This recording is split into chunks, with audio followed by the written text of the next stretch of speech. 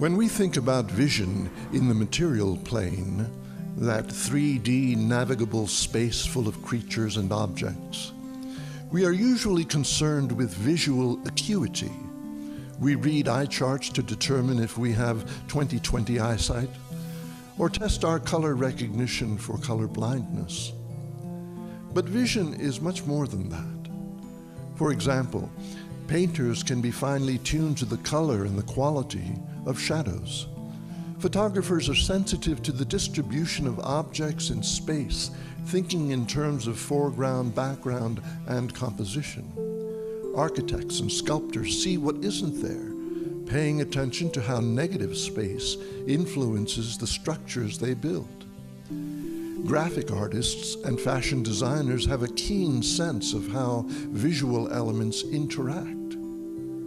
The development of these and other visual skills enrich our ability to see not just more accurately, but more clearly and more completely.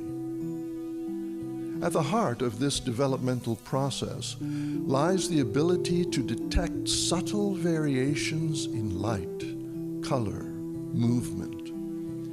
This involves conscious practice in which we become aware of the basic elements of seeing in new ways. Let's take as a simple example the perception of edges. To a great extent, how we see an edge is determined by the contrast of light and shadow. The starker the contrast, the sharper the edge appears. The more gradually light turns to shadow, the rounder the edge appears. There is potentially an infinite range of degrees between sharp and round edges. And when we pay attention to this in a conscious way, we begin to expand visual capacity.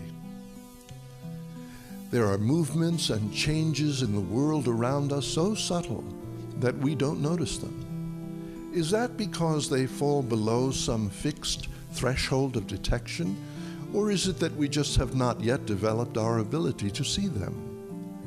Making a practice of observing the effect of slight breezes, the rising of smoke, the drifting of clouds, or the way shadows move and change color with the passage of time is a good way to explore this question. For the dedicated visual artist, these practices can become second nature because inspiration often arises from seeing something in a fresh way. But there is more here than, forgive me, meets the eye. For any creative person, indeed for anyone on the path of awakening, taking time to slow down and really connect with the world around us is essential to the heightening of awareness and the deepening of presence.